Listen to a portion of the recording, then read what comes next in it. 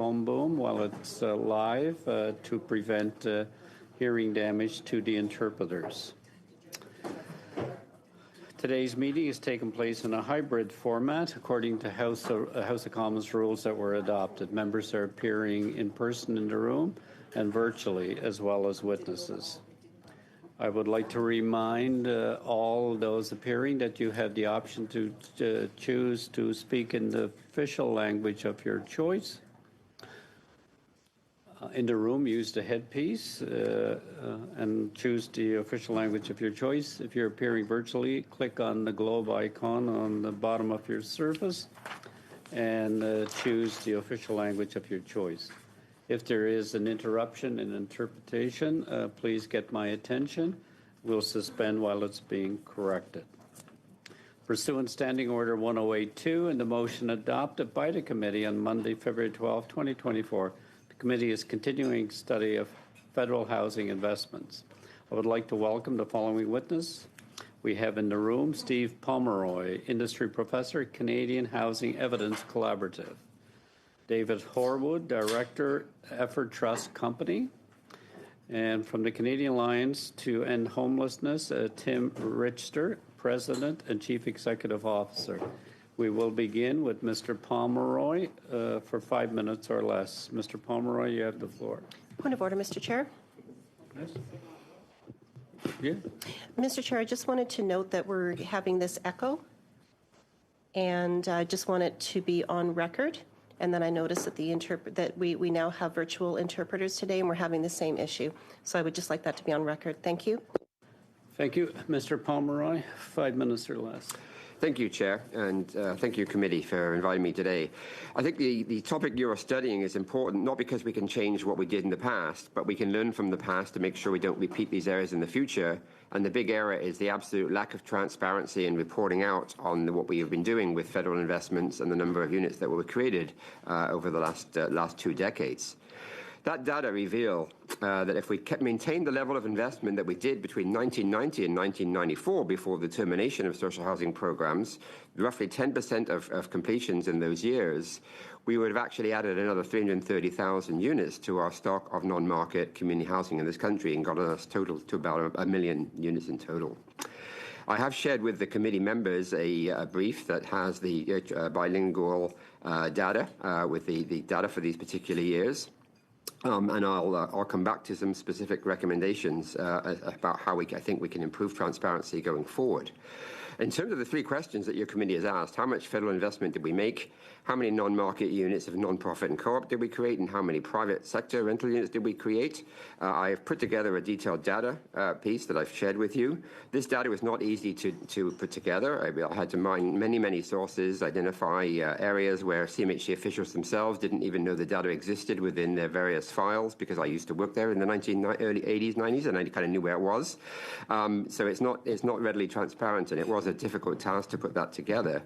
The bottom line is, between 2001 and 2016, we created 41,000 new non-profit units, 10,596 cooperative housing units, and just over 238,000 private rental units. And that was using a federal investment of $4.17 billion, much of which was actually through cost-shared programs, so that was augmented by provincial cost-sharing in those programs as well. That money flowed directly to the non-profits and co-ops, not to private rental. That wasn't subsidized during that particular period. So in total, non-profit and co-op was about 2% of total completions, and the private rental sector was only 9% of the total completions of 2.7 million units over those years. So most of our housing was, in fact, directed to the homeownership sector. The fact we undersupplied rental housing for those 20 years is a significant impact in the current affordable crisis, where the lack of rental supply now being exacerbated by high levels of immigration, that students and foreign workers who are renters, is contributing to the rental problem. The funding sources for that $4.17 billion came from 3 places. A program called Investments in Affordable Housing started in 2001, provided around about $125 million a year. That was augmented in 2006 budget as a result of a negotiation between Paul Martin and Jack Layton, which created 3 affordable housing trusts totaling $1.4 billion that was flowed over the 2006 to 2008 period. and subsequently during the economic recession or the global financial crisis recovery, Canada's Economic Action Plan contributed $2 billion in 2009-2011, about $1 billion of which was directly to new supply. The other $1 billion was for social housing retrofit. So that's where those numbers actually come from. As I mentioned, it is very difficult to put this data together, and we just don't have good data sources. CMHC used to produce, from 1955 to 2016, a very detailed statistical document that was very much used to many researchers like myself to actually understand what was going on in terms of total housing starts, the mortgage market, insured lending, as well as public investment and social housing outcomes. Since the programs were terminated in 1994, at the end of 1993, those tables have been diminished and the publication has ceased completely. So we really don't have good data going forward, certainly not since 2016 on this information. In terms of recommendations, in the old days, prior to 2002, as part of CMHC's Starts and Completion survey, they had a box on the survey form that counted which units were funded under a National Housing Act program or affordable social housing. That stopped being collected, even though we continued to collect data at every single start of whether it's rental, whether it's condo, whether it's home ownership. Simply adding a box back to what is now an iPad, is where the enumerators collect that data, would allow us to have data on a monthly basis and be able to put it into our monthly housing statistics along with information on rental and ownership housing. As I mentioned, many of the programs in the past were funded under cost-shared programs with the provinces, and under the National Housing Strategy, that's also the case, but for a small part of the National Housing Strategy. Only 3 particular programs, about 10% of total funding in the National Housing Strategy, are funded through bilateral agreements. As part of those agreements, CMHC imposed a very onerous 12-sheet spreadsheet requirement for the provinces to report data to CMHC for the purpose of claiming their cost-sharing amounts. No similar, and there's an accountability framework around that, a set of an action plan and a set of targets. That's 10% of the National Housing Strategy. CMHC does not apply that policy to itself. What's good for the goose is good for the gander. It would be great if this committee directed CMHC to produce the same type of level of data collecting and accountability for the unilateral federal programs that is done for the provinces. And my final point would simply be to then make sure that the data is published in the kind of tables that we used to have, so it's available to researchers, to parliamentarians, and to taxpayers. Thank you very much. Thank you. Mr. Horwood for 5 minutes. Good evening, Mr. Chair. I'm pleased to have the opportunity to address the Standing Committee as you continue your study of federal housing investments. My name is David Horwood. I'm a principal at Effort Real Estate Corporation and the Effort Trust Group of companies based in Hamilton, Ontario. Our group are active in the management and development of rental housing properties across Ontario. We are a third-generation family business proud to serve customers from across the rental housing spectrum, and we take our responsibility as housing professionals and tenant advocates very seriously. We're active members of numerous industry associations that advocate for sensible housing policy at the municipal, provincial, and federal levels.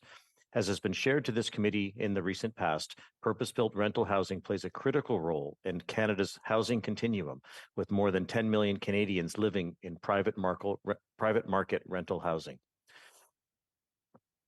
In the 1960s and 1970s, our business, like countless others across the country, were engaged in the development of rental buildings that served the demand from people who both choose and needed the flexibility that professionally managed rental, as opposed to formal home or condominium ownership, could provide. However, due to a variety of factors, the most impactful being legislative changes federally and provincially that serve to impede, restrict, complicate, or increase cost of development, our business, just like countless others, stopped building rental housing. Simply put, we could no longer advance projects for which we had no reasonable prospect of earning a modest return, let alone one that justified the major risks inherent in projects of this financial and engineering complexity. Although we have continued to manage and reinvest in our existing portfolio of rental properties, we have avoided all new construction projects until very recently. The introduction and subsequent refinement of CMHC programs to foster new rental housing construction have been of critical importance to allowing us to return to the new construction business. The program, formerly known RCFI, now called Apartment Construction Loan Program, whereby federal funds are loaned to developers at below market interest rates and subject to very strict qualifying criteria. This program has been one such vital initiative. The MLI Select program, another offering of CMHC, has been very useful for many developers, including us, in trying to de-risk and reduce the cost of new rental construction projects. The rebate of GST on new rental construction and corresponding PST rebate in many provinces also serves to make new rental projects more viable by reducing a major cost item. I commend the current government for finally taking this step after years of deliberation.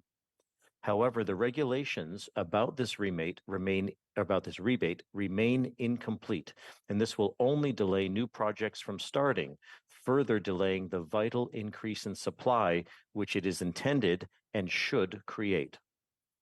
I strongly encourage you to consider a few simple adjustments to existing programs and further revisions to the legislation around rental housing as follows.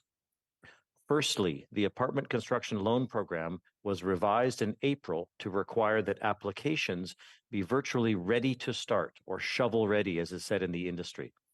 Although I understand that CMHC would like to consider projects that are ready for construction, I can tell you that as a proponent of such applications, it is nearly impossible to commit to a final building design with all the required supporting studies and reports until one has actually been approved for the program. It's a classic chicken versus egg problem. We won't finalize until we are approved, but we can't even apply until we are finalized. The process is serving as a major disincentive to new applications.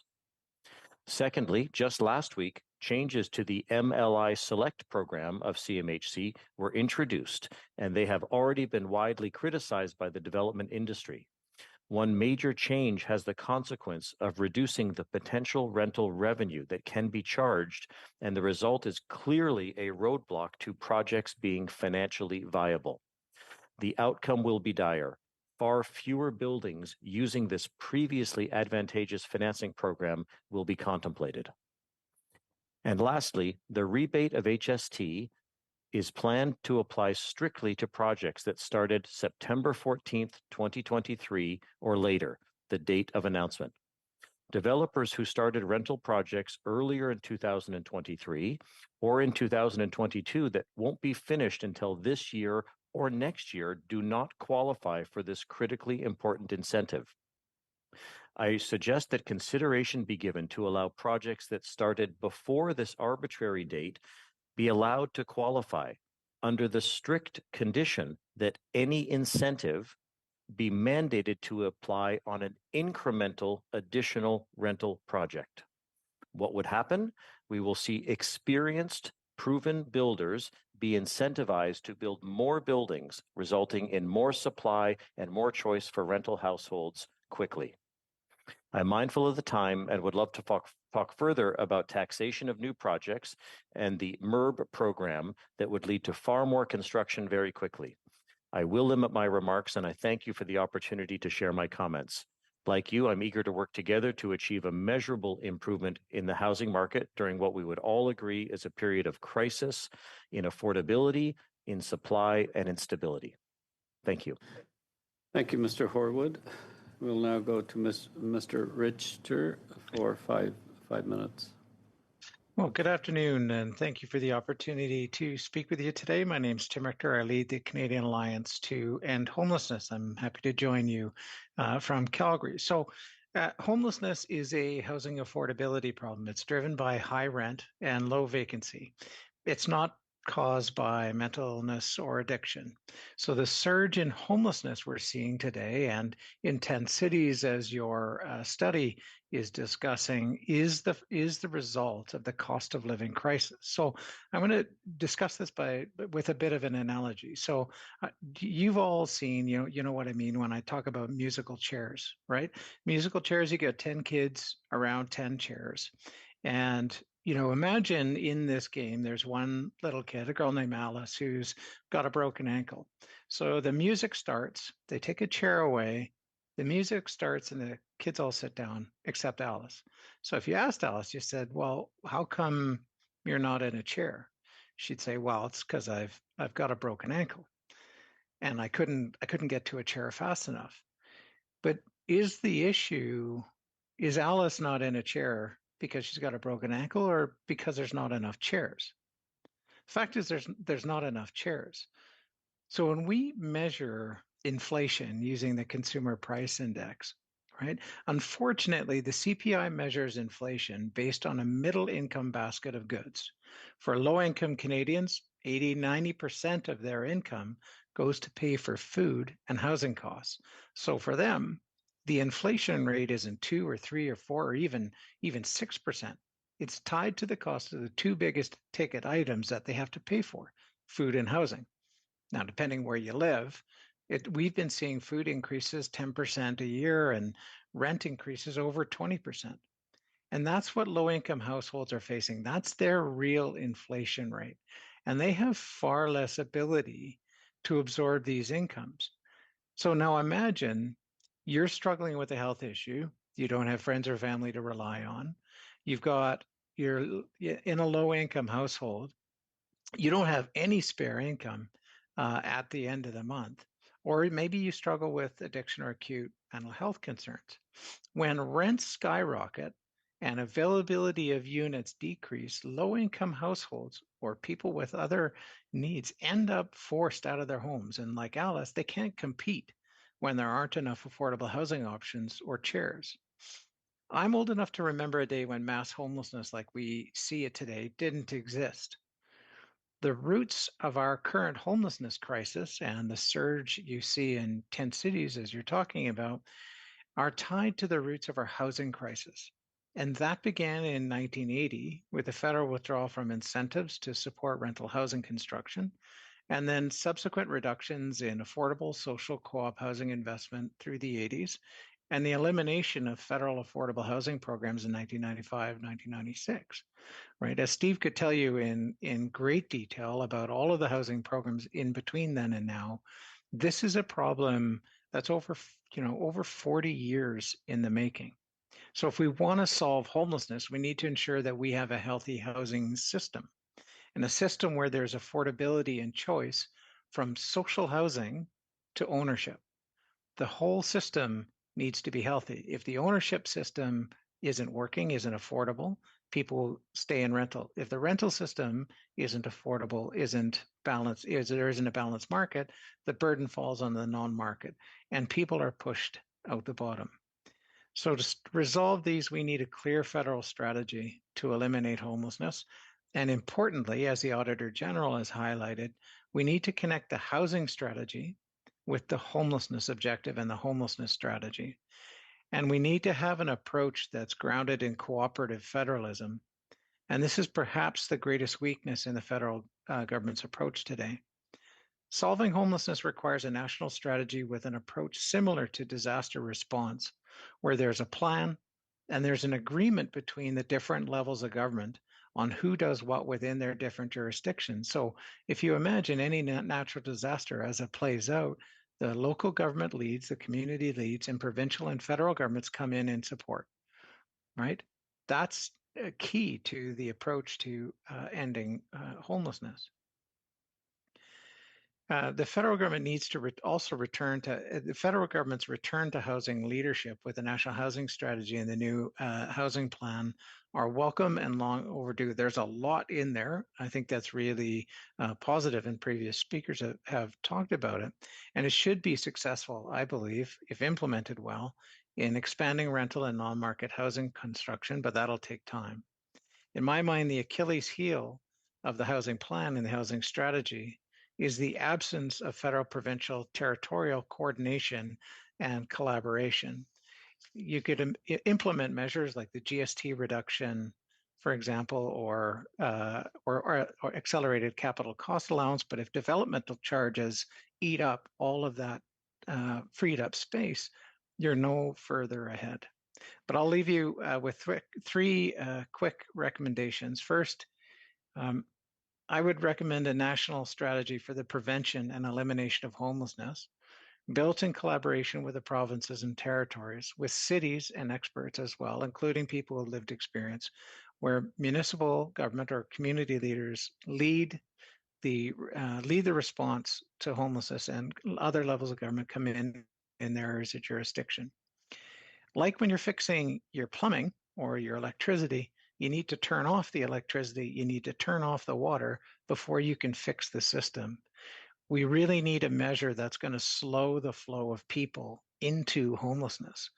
The only way to do that in the short term is with a homelessness prevention and housing benefit, some form of income support in the short term to prevent people from becoming homeless.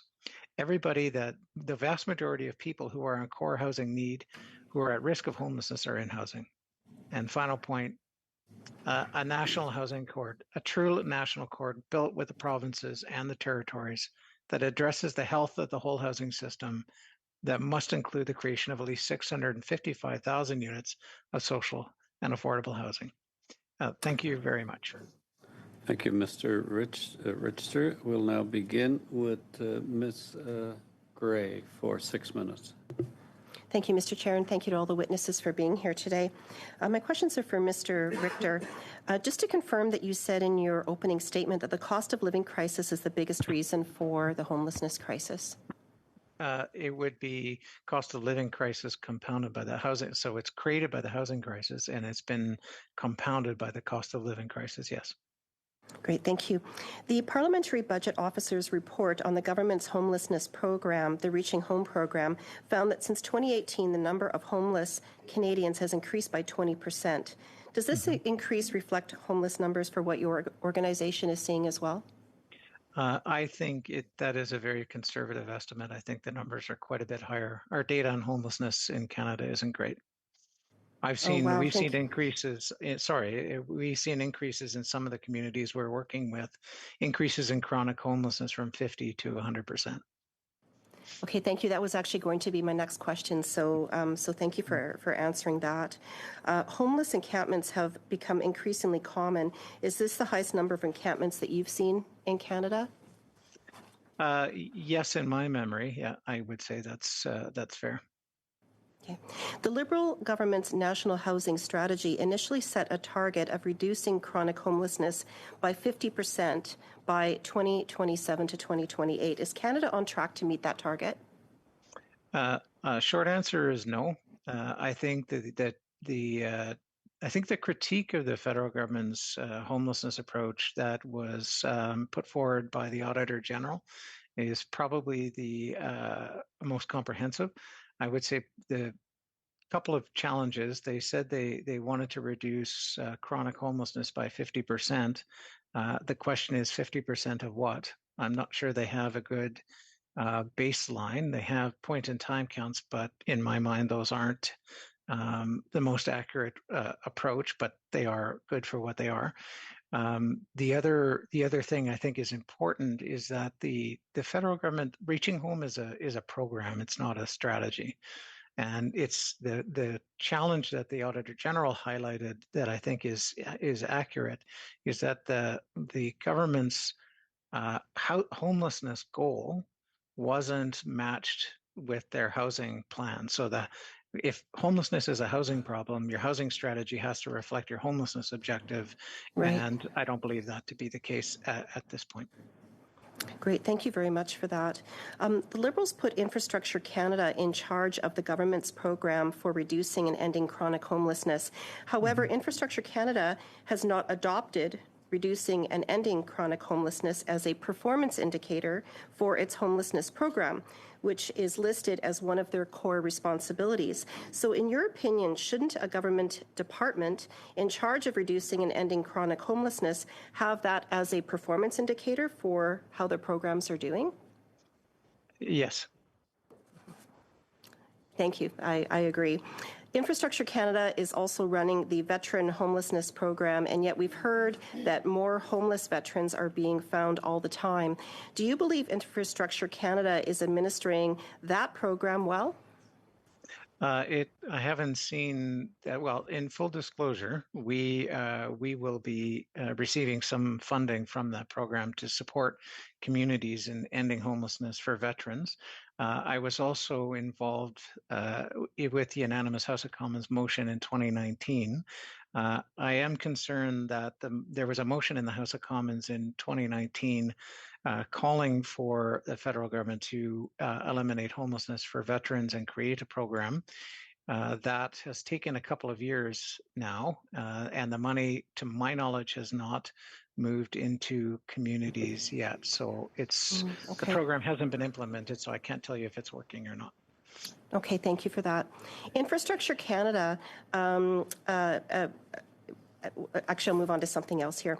The government tabled documents recently in the House of Commons showing $153,600,000 from the 5 fiscal years 2019 to 2023 were spent on government bureaucracy to administer federal government programs on reducing homelessness. So is this spending helping to reduce homelessness, or is it just creating more red tape and bureaucracy? I don't know how they spent the money, so I'm not entirely sure how I can answer the question. Thank you. Since you spoke to this committee regarding the housing crisis last year, housing starts are down 9% and rents are up 9.3%. So is this the worst you've seen Canada's housing market in your time as housing and homelessness advocate? I would say, I think, yeah, it's fair to say that this is among the most challenging rental housing environments that I've seen, yes. Liberal ministers in their 2024 budget state that they will build 3.87 million homes by 2031, or around 550,000 homes per year. Is building 550,000 homes attainable in 2024, given what you're seeing and hearing? You'd have to ask the development community that. I think, in fact, my colleague, Steve Pomeroy, might be better positioned to answer that question than I am. Thank you. Thank you very much. Thank you. Thank you, Ms. Gray. We will now move to Mr. Collins for 6 minutes. Thanks, Mr. Chair, and thanks for the witnesses for their attendance today. I'll start with Mr. Horwood. Mr. Horwood, you probably heard the opening from Mr. Pomeroy, who talked about some of the financial changes that were made over several administrations, both Liberal and Conservatives, that reduced the amount of resources that flowed through to the housing sector, and in particular the affordable housing sector. In your opening, you referenced changes, legislative changes that were made at the federal and provincial levels that sort of disincentivized your sector to build more units. The National Housing Strategy has sought to incentivize for-profit organizations to build more supply. That certainly is the goal of the apartment loan program. And I know that you've participated in that program. Can you talk about your experience with that program and whether that program played a role in your decision-making to build new supply, not just in Hamilton or elsewhere? Thank you, MP Collins. Speaking to the programs offered by CMHC, in particular, the apartment construction loan program, at the time of our applications, it was known as Rental Construction Financing Initiative. I can say that those programs were instrumental and vital in allowing us to refine our construction budgets in order to proceed with the new rental construction. So very simply, without the RCFI and without apartment construction loan program, we would not have started the buildings that are underway today. CMHC has been very good about reaching out and consulting within the development industry and talking to and connecting with apartment managers such as ourselves, and they have been very consultative. That being said, there remain improvements and tweaks that could be made, should be made, that I believe will continue to have a very impactful result on bringing new supply to market.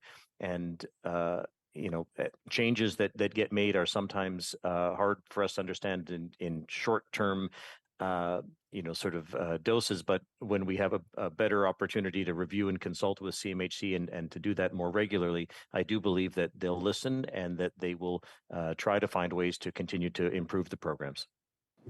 Thanks, Mr. Horwood. There's a lot of debate here over the last several months in terms of the GST waiver on purpose-built rentals. The debate is centered around whether or not, and you've given some great recommendations for us to consider, the debate is centered around whether or not that waiver should continue on the affordable rental market for those nonprofits and municipalities that are building new units in that area, as well as whether that GST waiver should extend to your industry for purpose-built rentals in the market sector of the housing industry. Can I get your opinion on whether or not that's going to assist with the legislation as it's written right now, understanding that you need to see the regs, and whether or not that should continue for the next several years as it relates to incentivizing new supply in the market area? Absolutely. Thank you. I would point out that the question isn't whether it should continue. It was why was it ever introduced on residential construction, on residential apartment construction, where we have no input tax credits on revenue? Why would we be paying HST or GST? Now, that being said, that is a decision that long predates my involvement in the industry. What I can say is that the reduction or the proposed rebate of the GST from our basket of construction costs is a major, major step forward. And I do believe that when the regs are introduced and when we understand, and as importantly, when the lenders to our industry understand the mechanism for that reduction or elimination of that line item being in major, and ideally with corresponding provincial matching, that will go a very long way, and it would serve to reduce a construction budget by theoretically something in the 10% range.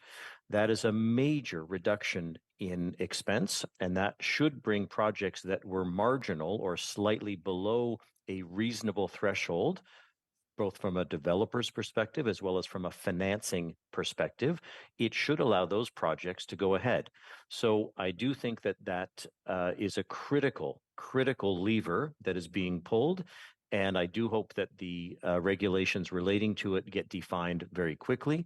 As I've suggested, there are ways that could be broadened to include projects that have not yet made their final HST or GST self-assessment.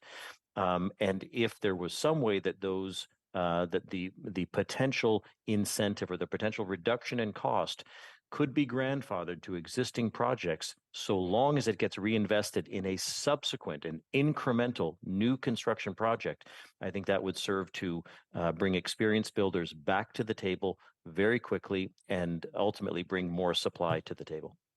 Thanks, Mr. Horwood. Mr. Pomeroy, in the minute I have remaining or less, you thank you. You talked about we've lost 330,000 units from losing the programs that we had in the 70s, 80s, and 90s. And there was reference earlier to the MERB program. Can you talk about whether that's something that needs to come back? Well, they're two different things. I spoke about the affordable housing, social housing. The MERB was specifically on the private rented sector as a stimulus, and it essentially replaced, it brought back tax changes that were implemented in 1972 temporarily for 8 years from 74 to 81. And as Mr. Horwood has indicated, that did have a positive effect on stimulating rental construction during that period. Thank you, Mr. Collins. Madame Chabot pour 6 minutes. Merci, Monsieur le Président. Thank you, Mr. Chairman, and dear witnesses. Once again, I know that for some of you, to have your presence again, and we are very happy to have your useful testimonies today. Mr. Richter, thank you for having come back to this committee.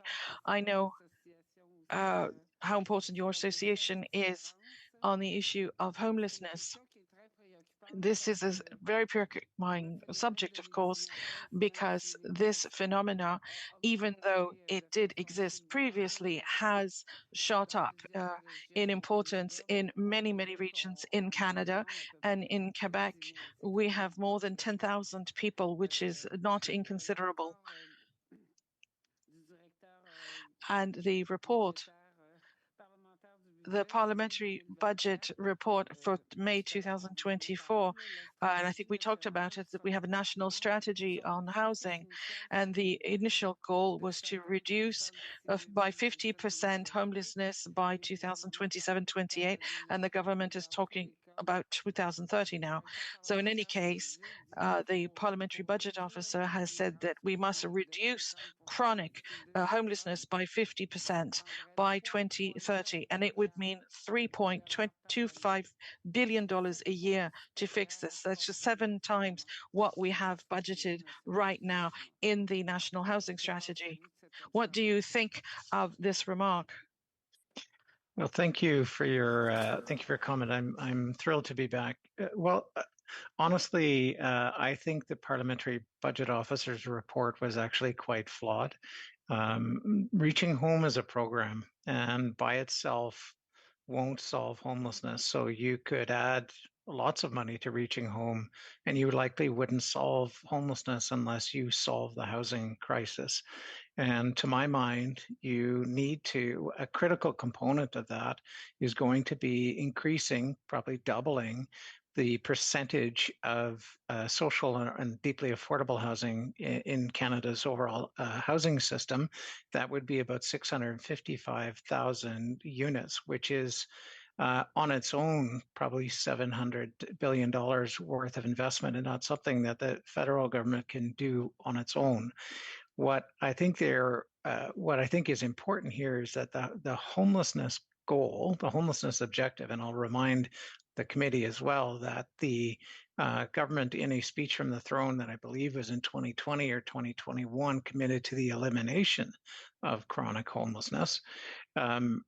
I think it's important that the homelessness goal be matched with a housing strategy, and there needs to be a strategy to plan. How are you going to achieve that goal? This is the challenge. We've got National Housing Strategy. We have a new housing plan, and there are some excellent elements in both that I'm very supportive of. But Reaching Home is a program. It's not a strategy. And simply putting more money into that program, if you don't align the homelessness, don't align the housing strategy to that goal, and produce a lot more deeply affordable and social housing, and have a healthy rental market, and begin to work on fixing the ownership market as well, you're going to really struggle to end homelessness. So I think, unfortunately, the parliamentary budget officer's report was deeply flawed, and I would point the committee to the Auditor General's report of, I believe, last year.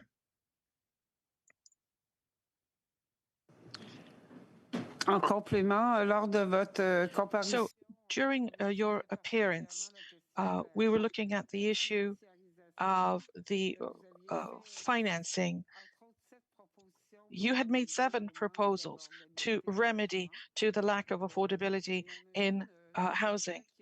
And one of them was mentioned by other groups as well, the idea of creating an acquisition fund to allow NGOs to buy rental units and therefore protect the rental rates. Among these propositions, do any of these feel better in order to try and find solutions to the housing crisis? Because that is the actual issue right now. It is an issue that is there. So in your proposals that you had made and your solutions, is there one of them that you would like to particularly emphasize? I'd have to remember what all of them were. But you know what? I think to your specific point about acquisition, I think the idea of acquisition and preservation of existing stock is really important. You know, if you're in a hole, as they say in English, you got to stop digging. I think that's really important. And my colleague Steve Pomeroy here is much more an expert on the acquisition program.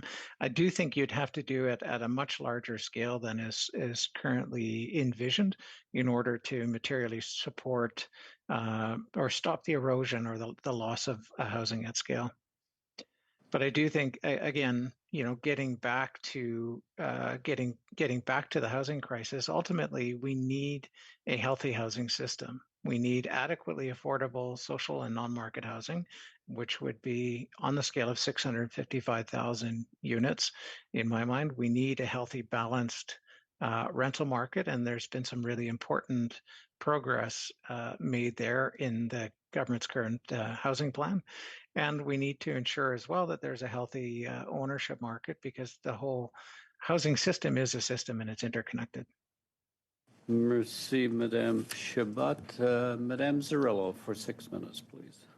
Thank you, Mr. Chair, and I'm going to ask my questions to Mr. Pomeroy first. And you made some disturbing comments earlier about not having data, having lack of access to data, and I think that's part of the reason that we're here today, is that there was information in silos but not laid over each other. So in a report that you did in 2019, you highlighted the fact that purpose-built rentals at that time only accounted for 40% of all renters, with investor-owned condominiums becoming more pronounced and now making up more than a quarter of all starts in the major markets.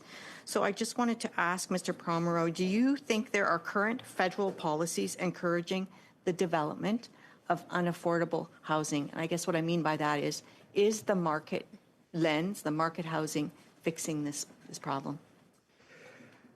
Yeah, I mean, what you're referring to there, I mean, I think what we saw happen essentially between 1996 and 2016 was a very, very low level of private rental production. Roughly less than 10% of all starts, when a third of us are renters. That did increase massively in the last 6 years, from 20,000 a year to 80,000 a year in the last couple of years. So we've significantly increased rental construction, but that was primarily, as you say, on the private rental side. It was not specifically directed to creating affordable units. And obviously, as Mr. Horwood has pointed out, I mean, the market doesn't create affordable units. We need the non-market sector, the community housing sector, to do that for us. And with the lack of investment on that side, that's where we're missing in terms of addressing the kind of issues Tim Mix is talking about, of housing that's affordable to folks exiting homelessness. And can I ask, on the market side, is that stable housing? Is on-market rental housing stable, reliable housing for people? We have a system in this country where provinces regulate rents, and we have various degrees of regulation across different provinces. I think in terms of security of tenure, we have a reasonably good system that protects tenants and puts in place mechanisms to protect them. Having said that, those mechanisms also allow for evictions for various reasons, one of which is you want to use the property for a family member, or you want tenants to leave so you can renovate.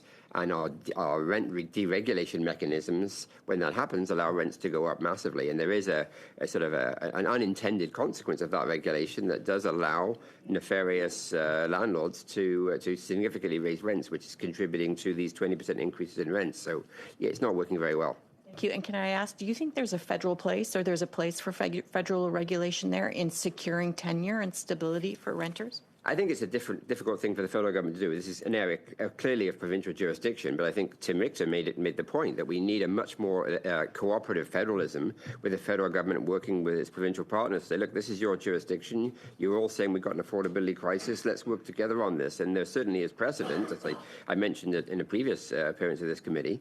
In 1975, in the anti-inflationary mechanisms, the federal government asked the provinces to bring in rent controls, and they all did. And I think if we now have a crisis, there's nothing stopping the federal government from using its moral suasion and working in collaboration with the provinces to change the regulations and remove or soften the vacancy decontrol mechanism, which is what's causing these massive increases in rents. And could you share, in your experience, what were some of the key factors around making that provincial-federal relationship and ability to work together work? And is there something we should be doing more of here in the federal government to make sure that provinces are on side? And is there something that we should stop doing federally to make sure that provincial governments are on side? Yeah, well, the mid-70s were a different time. Many of the provinces had only just gotten into the housing business. So, they only created ministries of housing in Ontario, for example, in 1974. So you had very relatively young provinces, and it was a much more collaborative set of arrangements. So I think it's that collaboration. On that front, do you think that it was a good idea for the housing to go out to provinces in the 70s, or should it be brought more federally? Internally? I think we had a period that the provinces did a very good job in this country, and certainly from 2001 to 2019, when the provinces were delivering the affordable housing program, many provinces did very good work. And I think what we've seen in the National Housing Strategy, the federal government becoming re-engaged, it became re-engaged when it had been out of the business for 20 years and really didn't have the capacities that it used to have. So I think, working in partnership with the provinces that had 20 years of experience of delivering those programs might have created better outcomes than we're seeing with very heavily weighted unilateral federal initiatives. So thank you for that. And the CEO of CMHC has come here to this committee multiple times and did say that they had lost a lot of their expertise there. So if I think about the fact that we're in a crisis, that we need to get housing, not necessarily built, but certainly subsidized, maybe some housing that's already built, is there a place for what could you advise the government to do in relation to getting that skill set into CMHC and removing some of those, I think you were saying, multiple 20-page documents that folks need to fill out to get programs done? I mean, I think, certainly the federal spending powers are a very important tool, but we've now got to the point of the National Housing Strategy where less than 10% of all the funding is going through the provincial mechanisms where the expertise largely was.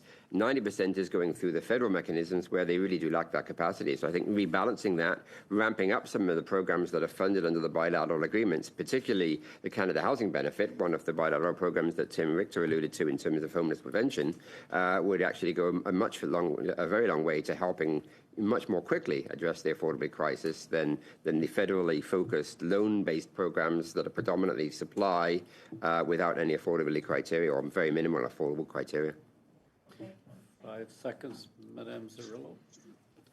Good. Thank you. Committee, before we move to the next round, it's my intention to conclude the second round with, as scheduled, 5-5, 2.5, and 2.5 before we go into committee business. And we have Mr. Morris in the room. If the committee agrees, I would give him a 2.5 as well. But we'll see. Can I get a point of order, Mr. Chair? I didn't hear what you were saying. So we're getting 5, 2.5, 2.5, and then I'm sorry, what did you say about Morris? That there's an agreement on what?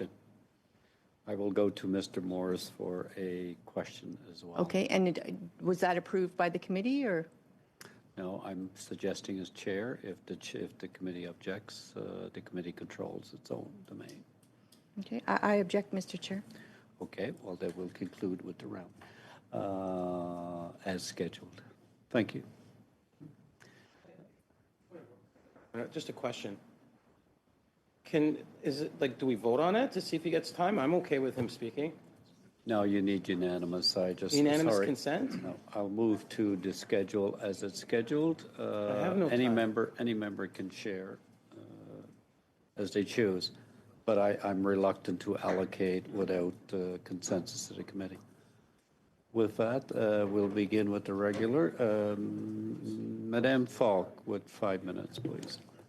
Thank you very much, Chair. We know, and we've heard this over and over in this committee, and from our constituents as well, that we're in a housing crisis.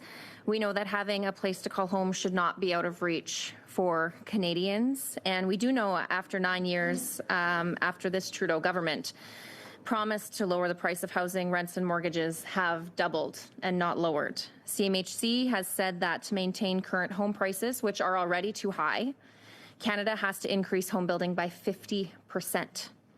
There's been lots of announcements, there's been lots of photo ops, but the reality is that housing starts are down across this country, and according to RBC, the housing crisis is only on track to get worse and not better. Mr. Horwood, if I could please start with you. I was just wondering if you could speak to the residential rental vacancy rates in the properties that Effort Trust manages. Are vacancy rates lower than usual, And has there been a trend in recent years? What does that look like? Thank you very much for your question. I can confirm that the vacancy rates in our properties have typically been in a band that has been relatively narrow, and that we have had vacancy in and between the 4% at the high end down to as little as 1%. We have seen over the last 2 years that the vacancy has been fairly consistent between 1% and 2%. And I see that on the low end, and I see that on the dangerously tight end, in the sense that I'm advocating for more supply and more choices for customers, and I would be pleased to compete with others in my industry to attract tenants to our properties. So my sense is that we are amongst the lower end of the vacancy band that we have seen. And one other point that I would make is that we are noticing that our residents, our renters, are moving out with a far lower frequency. So we used to see turnover, people moving out of their apartments in the range of between 20 to 30% of the units every year would have a turnover. What we're finding that at the moment that is at or around the 10% range, which is the lowest I have seen in 27 years in the business. Okay, so then in the cities that you operate, would you say that there is enough housing to meet the demand? It is my opinion that there is not enough housing to meet the demand. We operate primarily in small and mid-sized markets around the Greater Toronto, Hamilton area. We don't do anything in downtown Toronto proper or downtown Ottawa proper, some of these, major cities, but we operate in cities like Hamilton, in Burlington, in Cobourg, in Kitchener, in St. Catharines. So important communities. And what we are finding is that the vacancy and the sort of the tightness of the rental market is as strong, if not stronger in some ways, in some of these, mid-size and smaller markets where we're operating. So how much more supply do you think is needed, specifically in these centers that you're operating in? Well, I'm not sure I'm qualified to speculate on that. I do know that we would like to be a part of the supply solution, and we would like to build more buildings in each of the markets where we're operating. We believe that there are opportunities for the private sector to bring mid-market, that is not low income or low rent, but mid-market attainable rentals across the spectrum and across the markets where we operate in every location. I believe that thousands and thousands of units in Hamilton in particular would be absorbed very, very quickly. I believe the net effect of that would be to provide more choice to consumers. And I believe that in the long run, that increased supply will help moderate pressures on increasing rents for both current renters and for prospective renters. Remember, many of the people for whom we are planning haven't arrived in our markets. Thank you. Sorry, yet. I have to move on. Chair, I'd like to pass my time to Ms. Gray. Thank you very much. And I'll be quick here to bring up an important topic so we can get back to our witnesses. The Salvation Army and Food Banks Canada recently released very impactful reports, and therefore I'm moving the following motion. Given that a recent report from the Salvation Army indicates 1 in 4 Canadians continue to be extremely concerned about having enough income to cover their basic needs, this report found that in the province of Quebec, 74% of those surveyed said food insecurity was a challenge they faced in the last year. A recent report from Food Banks Canada indicates that Canada has reached a critical turning point as poverty and food insecurity worsen in every corner of the country. And this report also expresses concerns regarding the design of the Canada Disability Benefit, saying its proposed structure falls far short of the expectations that the government itself created and of the consensus among disability advocates. The committee recognizes and reports to the House that Canada is facing a rapidly worsening affordability, housing, and food insecurity crisis. And pursuant to Standing Order 1081A, the committee invite representatives from the Salvation Army and Food Banks Canada to appear before the committee to testify in relation to these findings as soon as possible for no less than 2 hours each, and that the committee find additional resources if necessary to facilitate this meeting. And this was circulated previously and should be in order, Mr. Chair. Thank you, Ms. Gray. Yes, the motion is in order for witnesses appearing. Ms. Gray has chosen to introduce a motion that she has on order. The committee must deal with this before it can return to the witness. So discussion on the motion of Ms. Gray. Discussion? Seeing no discussion, Madame Zarrillo?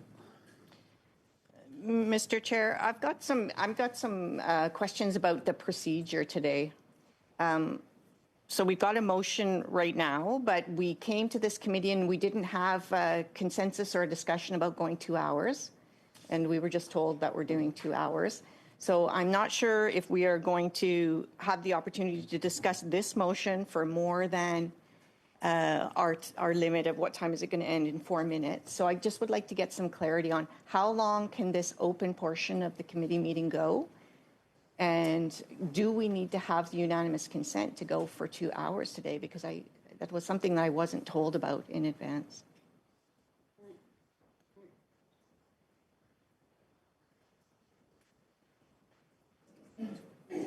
Thank you, Ms. Zarrillo. I was advised that the committee had the authorization to conduct itself for the full 2 hours, beginning at the time it began, following the vote. I, as chair, called the meeting to order for the 2 hours because it's the direction of this committee to hold a 2-hour meeting today. So the committee is in order. We will use the first hour that we've been meeting on the housing report, on the housing motion study. Then we'll go in camera for the committee business part. Clear? So, Mr. Chair, so we started at about 6 minutes after 5, is that correct? I just No. wanted to know what time we're finishing we this started right open. around 5 o'clock, but it's my intention, as I indicated earlier, to conclude the first hour after you get your 2.5 minutes. So, Mr. Chair, can I move adjournment on this item so that we can get back to our witnesses quickly? We've got very short window.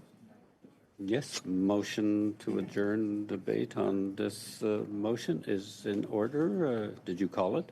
Yes, I'd like to call it, please, and Okay, I'd like we to have a request that I motion. would get the last minute or two. We have a motion from Ms. Zarrillo to adjourn debate on the motion currently introduced.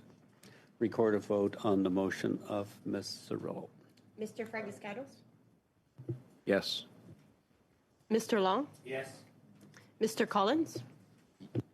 Yes. Mr. Coteau? Yes. Mr. Van Bynen? Yes. Mrs. Gray? No, we could have been voting on it. Mrs. Falk, to make it Nope. happen. Mr. Tochor? Clerk, can you confirm that this is